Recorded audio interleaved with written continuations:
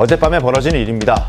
어젯밤 9시 30분에 인천 송도의 한 아파트에서 60대 남성이 30대 남성에게 총을 쏘았습니다. 30대 남성은 결국 숨졌는데요. 총을 쏜 60대 남성은 아버지였고 숨진 30대 남성은 아들이었습니다. 충격적인 사건이죠. 어젯밤 벌어진 일입니다. 경찰 관계자와 주민 목소리 들어보겠습니다.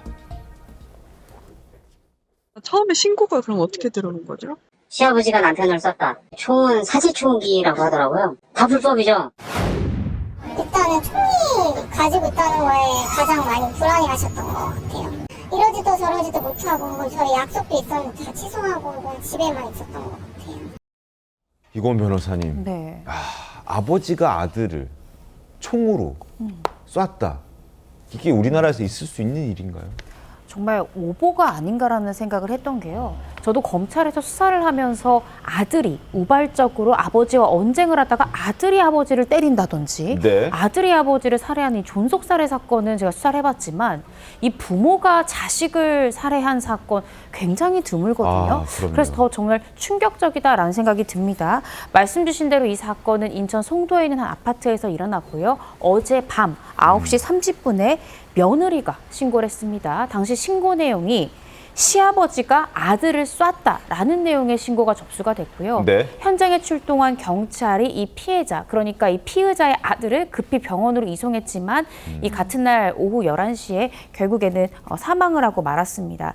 당시에 경찰은 총기를 가지고 있다라는 말 때문에요. 경찰 특공대까지 이렇게 현장에 투입을 했었고, 그런데 이 가해자가 이렇게 신고가 됐다라는 사실을 알고요. 바로 차량을 가지고 도주를 했습니다. 도주한 지 3시간 만에 이제 오늘 오전 이 자정 20분 정도가 지난 후에 결국 검거가 됐고요. 네. 이 서초구 방배동에서 차에 탄 채로 경찰에 붙잡히게 됐습니다. 말씀 주신 대로 피의자는 60대 남성이고요. 이 살해 혐의로 이제 경찰이 현재 조사 중인 것으로 밝혀졌고 구체적인 살해 동기 등은 아직까지는 보도가 되고 있지 않습니다. 네. 그리고 저희가 그림을 그린 그 사파를 보면 생일 케이크 보이실 겁니다. 그러니까 누군가의 생일날 이 가족이 서로 총을 겨누고 총을 쏘았고 누구는 죽었다. 아들이 죽었다. 지금 최초 보도됐을 때는 아들의 생일이라고 보도가 됐었는데 지금 추가적인 내용이 더 확인이 됐는데 가해자의 생일이었다. 그러니까 아빠의 생일이었다. 아버지의 생일이었다. 그 아버지의 생일을 축하하기 위해서 아들이 생일 식사를 준비하고 서울의 도봉구에 사는 아버지를 초대해서 지금 저녁 식사를 하던 중에 저런 일이 벌어졌다는 겁니다. 너무 충격적이지 않습니까? 더욱 충격. 총을 가지고 왔다는 것도 그렇죠. 충격적이고. 그렇기 때문에 경찰에서도 범행 동기를 정말 잘 파악을 해야 될 것 같은데요. 네. 일단 사제 총기를 미리 준비해 왔다라는 것은 뭐 계획 범죄라는 부분에 대해서는 큰 정황이 있는 것으로 봐야겠습니다. 그러니까요. 게다가 본인, 그러니까 가해자의 생일날에는 아무래도 가족들이 모이는 날이 아니겠습니까? 네네네. 그러니까 생일날에 그랬다라는 것은 가족들이 많이 모이는 날, 그러니까 이 모이는 날에 결국에는 이 범행을 해야겠다라는 결심을 한 것인데, 그렇다면 이건 제 개인적인 의견이지만 앞으로 아마 범행 동기를 경찰이 파악을 해보겠지만요. 사실상 그 피해 타겟이 처음부터 아들이었는지 이 부분도 저는 수사를 해야 되겠다라는 생각이 듭니다. 왜냐하면 아직까지 언론 보도를 통해서 이 가족 관계들 그리고 생일 잔치에 몇 명의 가족들이 참여했는지 누가 참여했는지까지는 아직 나오진 않고 있는데요. 네. 그 참석자들 면모도 확인해 봐야 될 것 같고 또 가족들의 뭐 서로 간의 뭐 다툼이라든지 원한 관계가 있었는지 이런 부분들도 좀 봐야 될 것 같아요. 그래서 가해자인 아버지가 애초에 사실상 타겟으로 하려고 했던 사람이 정말 아들이 맞았는지 아니면 그 생일 잔치에 모이는 다른 가족 구성원이었는지 이런 부분들도 좀 더 파악해 봐야겠습니다. 지금 전해지고 있는 내용은 저희도 지금 실시간으로 속보를 보면서 말씀을 드리고 있는데 가해자인 60대 남성 아버지의 생일이었고 인천 송도에 사는 아들의 집에 가서 식사를 하는 날이었고 그 자리에는 숨진 30대 아들 B 씨와 며느리, 손주 2명 그리고 지인도 함께 있었다. 그러니까 지금 가해자인 아버지, 아들, 며느리, 손주 2명, 지인 포함해서 최소 6명 정도는 있었던 것으로 지금 전해지고 있습니다. 구자룡 변호사님. 그래서 저도 굉장히 놀란 게 정말 이런 사건 처음 봐요. 여러 가지로 이상한 게 아버지가 아들을 죽였다. 보통 가족 사이에서 벌어지는 일들은 우발적으로 욱해서 벌어지는 경우가 많은데 이건 계획살인인데 거기에 또 무슨 흉기가 칼만 준비해도 완벽한 계획살인인데 사제 총기를 준비했다는 것도 우리나라에서 정말 흔치 않은 거고 집이 쌍문동이거든요. 네. 송도까지 가면서 차에 그 사제 총기를 실어서 아예 처음부터 작정을 한 거고 또 두 번째로 이상한 거는 보통 범행을 결심해도 남들 안 볼 때 이게 그냥 은밀하게 그 네. 사람하고 1대1로 있을 때 이렇게 하는데 가족들이 보는 앞에서 하는 거는 정말 흔치 않은 경우거든요. 이거는 다른 사람들하고의 뭐 원한이나 이런 거에 의해서 아예 보여주겠다 이런 생각이 아니면은 이게 감히 생각할 수가 없을 정도고 또 세 번째로 이상한 거는 지금 자신의 집에 폭발물이 설치된 거를 맞습니다, 봤는데 맞습니다. 또 폭발을 시키겠다라는 것도 자기 집에 폭발물 설치하는 경우가 또 흔치 않거든요. 모든 면에서 저는 이게 진짜 하나의 사건인지 자체도 놀라울 정도로 우리나라에서 저는 정말 처음 보는 사건입니다. 그리고 지금 이제 경찰의 조사를 보면 조사 결과 지금까지 나온 조사 결과를 보면 또 충격적인 것이 산탄 2발을 가슴에 쐈다라는 겁니다.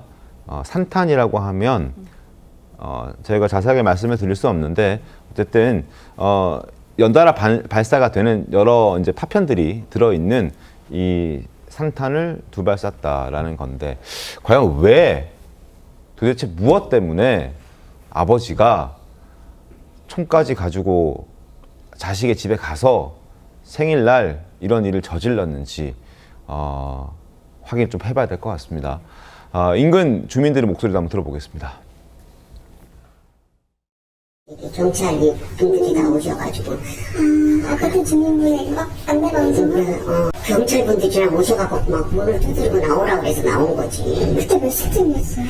그게 1시간 넘었던 것 같은데 아들은 여기 유학 갔다 와가지고 여기 와서 살다가 결혼을 해서 나갔거든. 혼자 살고 있었거든. 아들이 장가가고 내가 혼자 있었거든.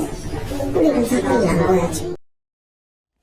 자, 그리고 더욱더 충격적인 것은 서울 도봉구에 거주했던 60대 남성, 그 아버지, 가해자가 가해자의 집에 폭발물이 있었다는 겁니다. 거기에는 여러 가지 인화 물질도 있고 타이머도 있다. 그리고 이걸 급하게 또 그날 경찰들이 출동을 해서 신고를 받고 출동해서 제거를 하는 일도 같은 날에, 그게 사실상 거의 같은 날이죠. 9시 반에 인천에서 살인 사건이 벌어졌고, 그리고 2시간 만에 서울에서 강남에서 이 가해자를 잡았고, 그리고 잡아서 조사를 했더니 나중에 신고가 들어간 걸 보니까 서울 도봉구의 집에서는 폭발물이 설치돼 있다. 그럼 이게 연결되어 있는 것 아닌가라는 그런 의심, 합리적 의심을 해볼 수 있을 것 같은데요. 설치해놓고 계획하고 이건 변호사님 인천 갔다라고 봐야 되는 건가요? 어떻습니까? 그랬을 가능성이 있는 것 같습니다. 일단은 이 피의자에 대해서 정신감정이 저는 필요하다고 생각이 듭니다. 왜냐하면 상식적으로 도저히 납득되지 않고요. 자신의 집에 폭발물을 설치했다라는 것은 그러면 스스로 해칠 목적이었는지 아니면 본인은 잠시 부지한 상황에서 거기가 이제 아파트였잖아요. 많은 주민들이 공동으로 생활하는 곳인데 그곳에 폭발물을 설치했다라는 것이 어떤 의도였는지 일단은 어떤 정신감정이나 이전에 정신과적 치료 이력이 있는지도 확인해 봐야 될 것 같고 네. 또 PCLR 검사라고 해서 이른바 사이코패스 검사까지도 좀 필요한 상황이다라는 생각이 듭니다. 다만 참 의아한 것은 예를 들어 정신병적인 어떤 문제가 있었다고 하면 그날 그 현장, 그러니까 아들 집에는 아들만 있었던 것이 아니잖아요. 총기까지 가져간 상황에서 정확히 아들만 쏘고 그 현장을 이탈했다라는 것은 남은 인원들이 충분히 신고할 수 있다는 사실을 알면서도 추가 피해를 발생시키지 않고 현장을 이탈했다는 것이거든요. 그런 점에서 참 의아한 사건이다라는 생각이 들고 정말 범행 동기랄지 이 피의자의 정신 상태 등에 대한 심층적인 수사가 필요하다는 생각이 듭니다. 총기를 소지하고 아들의 집에 가서 총기를 발사했다. 인철 소장님은 이 사건 어떻게 좀 바라보셨습니까? 사실은 최근 들어서 이제 반대 사건이죠. 아들, 자녀가 부모를 특히나 이제 경제적인 이유, 뭐 상속 자산이 많거나 유산이 많을 경우 이제 이걸 다툼으로 인해서 이제 이런 사고는 이제 조금씩 나왔었는데 이거는 지금 정 180도 다른 상황이거든요. 물론 뭐 기본적으로 있던 어떤 경제적인 문제인지 아니면 어떤 여러 가지 이 이유는 정신 감정을 받아봐야 되겠습니다만 아마 저는 이게 걱정되고 있는 게 지금 피해자 아들의 자녀 그리고 배우자 네. 그리고 지인들도 옆에 있었단 말이에요.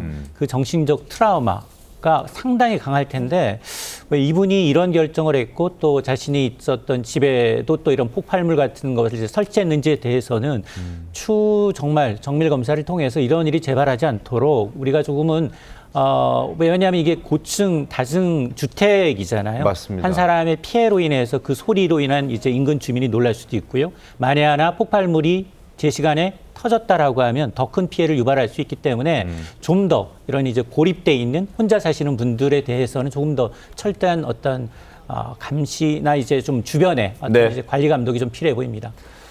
사제 총기를 갖고 간 아버지의 어떤 충격적인 사건 저희가 좀 전해드렸습니다. 자, 과연 경찰 수사 결과 어떤 결말이 내려질지 좀 저희 기다려 보도록 하겠습니다.